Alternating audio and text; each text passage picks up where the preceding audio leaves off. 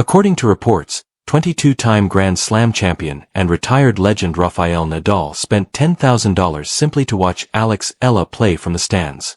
Tennis world, amazed. However, why would the king of clay pay that much for a lady he had previously taught for nothing?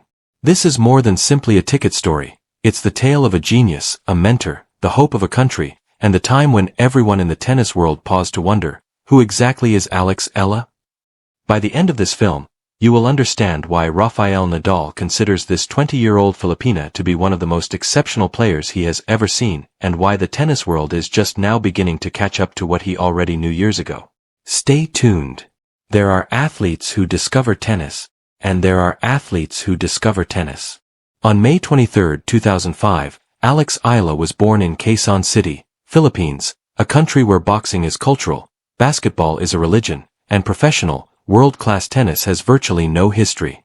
During the Open era, no Filipino had ever made it to the Grand Slam singles main draw. In the WTA rankings, no one has ever placed in the top 50. This girl was going to accomplish something no one had ever done. When she first met the Nadal family, she was just 10 years old. It wasn't during a competition. It wasn't during a tryout for a prestigious institution. It took place in a clinic on the grounds of her Manila school. Rafael's renowned uncle and longtime instructor, Tony Nadal, was present. A little girl from Quezon City approached the group of young, wide-eyed children and struck a few balls with a man who helped mold one of the greatest athletes in human history. In an interview she would later joke about it and add, "Yeah, there's a video on YouTube of that, and I talked to Tony about that. He fed me a few balls while he was in Manila." He probably doesn't recall, but I can assure you that it did occur. She vowed that it occurred, and all that followed did as well. By the time she was 12, Alex Eala had packed up her belongings, bid farewell to her family, and relocated to Monaco, Spain, to attend the Rafa Nadal Academy. The school was built on clay courts, unwavering discipline, and the conviction that greatness is earned, day by merciless day, drill by drill, point by point. In pursuit of a dream her nation had never witnessed come true, she spent 6 years behind those walls, 6 years away from home, and 6 years training in a language other than her own. She became the first Filipino to win the Junior US Open Singles title in 2022, after winning the Junior Australian Open Doubles title in 2020 and the Junior French Open Doubles title in 2021. Junior titles, however, are another matter. Professional tennis is a completely different world. Alex Eala's graduation from the academy in 2023 was accompanied by the same question that follows any prodigy who has ever left the security of a training institution. Is she really capable of doing it? The answer was on the way, and it would completely upend the sport. But consider this question before we reach Miami.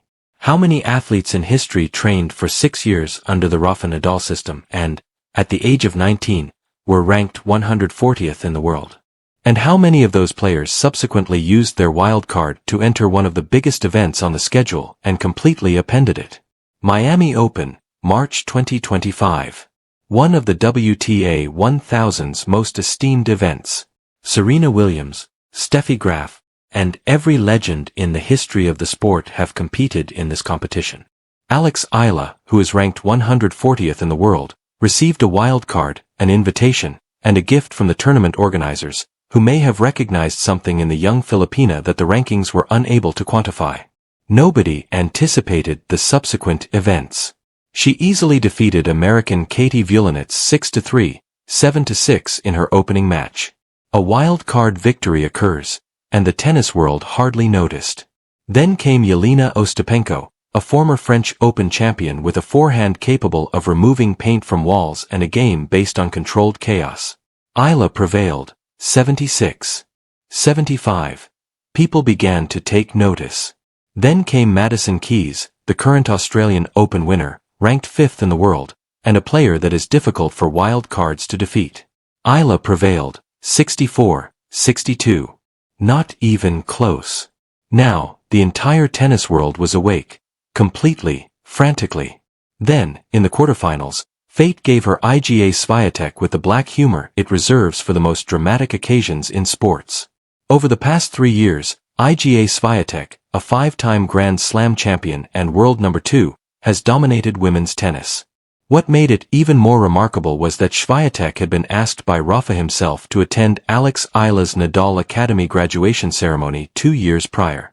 On that day, the champion had honored the graduate, and they had shared an emotional moment. And now, 2 years later, they reunited on one of the biggest stages in women's tennis. Eala took home 62-75. The Philippines blew up. For a brief time, the tennis world became silent, that particular electrifying quiet that precedes an eruption. Rafael Nadal quickly took to social media while observing from retirement.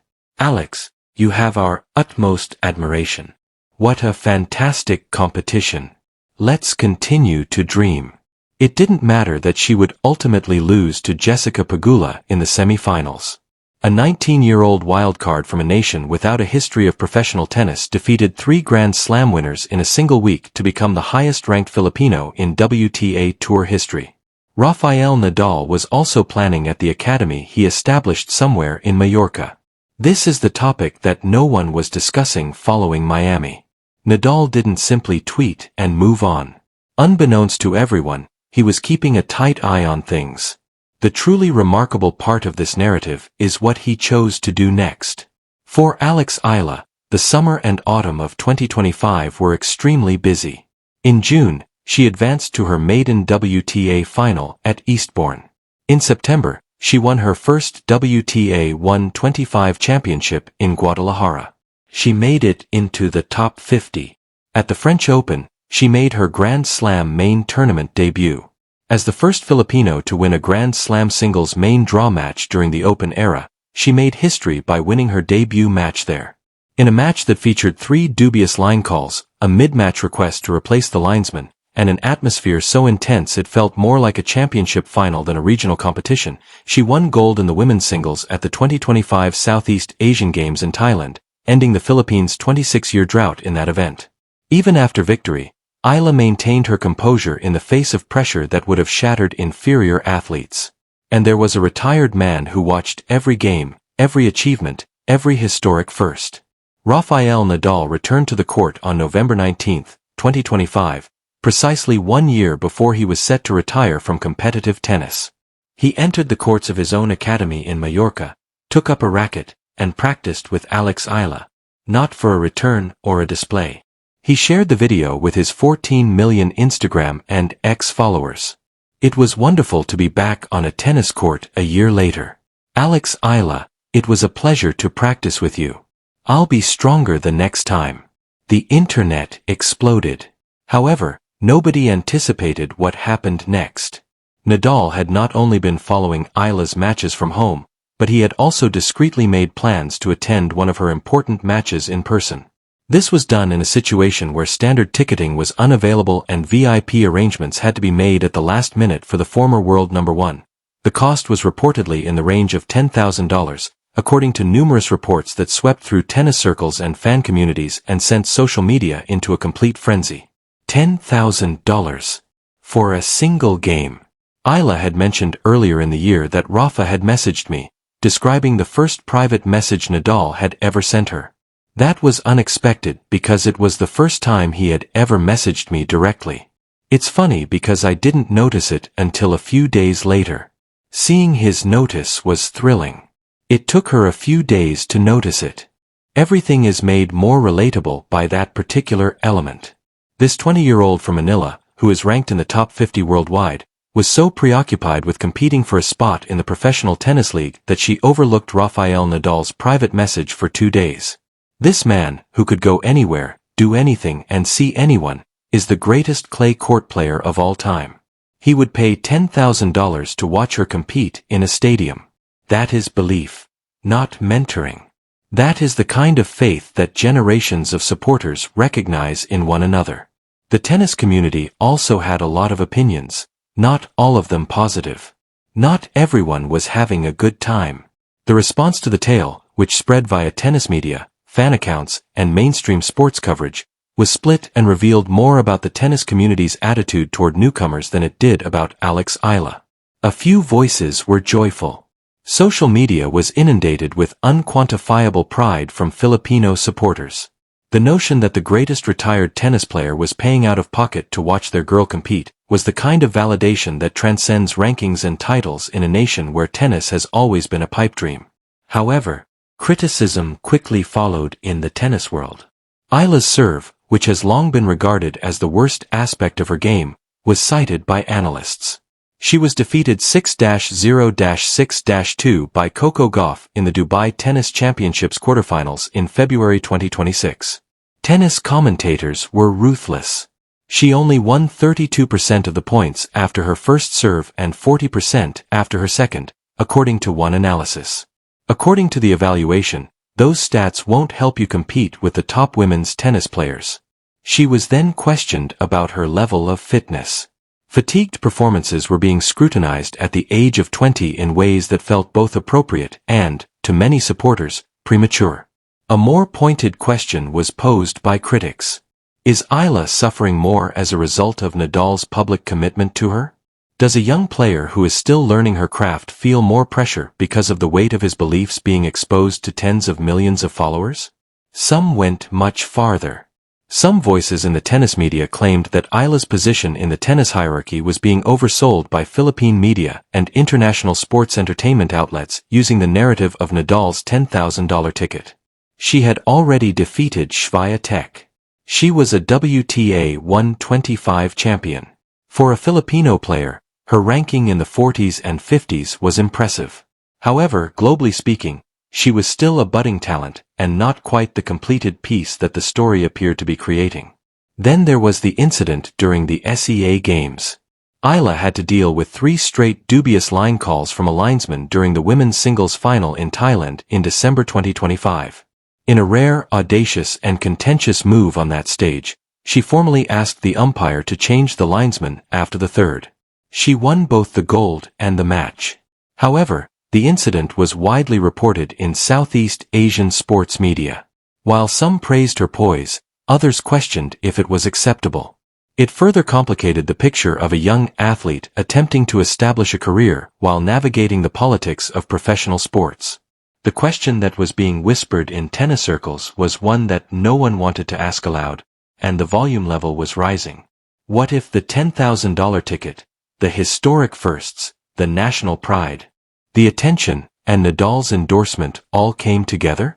What if it's too soon and too much? Here's what those naysayers failed to take into consideration though. This is what the serve statistics, golf losses, and social media chatter were unable to quantify. This is the real reason Rafael Nadal showed up. After practicing with Nadal in early 2026, Alex Eala was asked at a press conference in Abu Dhabi what it was like to share a court with a man who founded the academy that molded her. It was crazy, she claimed. Even though he hadn't played tennis in a year, it was physically taxing for me to play with him for the first time. Simply put, it's amazing that I practiced with Rafa. I consider myself extremely fortunate and fortunate.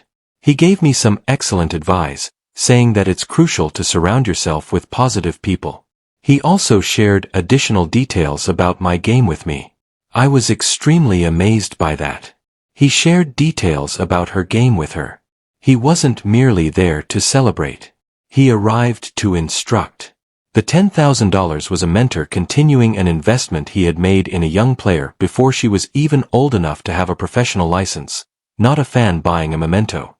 Nadal didn't care about the money. The message it conveyed to Eala and the entire globe was what was important. Nadal is so grounded, he has accomplished more than I could have imagined, and it is very admirable that he is still so kind to everyone around here, according to Eala herself. The problem with real mentoring is that when the official arrangement expires, it continues. In 2023, Eala received her degree at the Nadal Academy. The agreement was finalized. The official partnership was finished. Nevertheless, Nadal continued to send messages and post public congratulations. He returned to the court for the first time in a year to share a court with her rather than to prepare for a comeback, a commercial arrangement, or an exhibition. He also paid the $10,000 required to witness a major match in person without hesitation. Because Rafael Nadal saw something in Alex Eala that goes beyond a serve percentage or a ranking number. Nadal played his entire career with an almost supernatural confidence in the value of perseverance, hard work, and the long game. He understood the mindset. The girl who ran after him to greet him at the airport in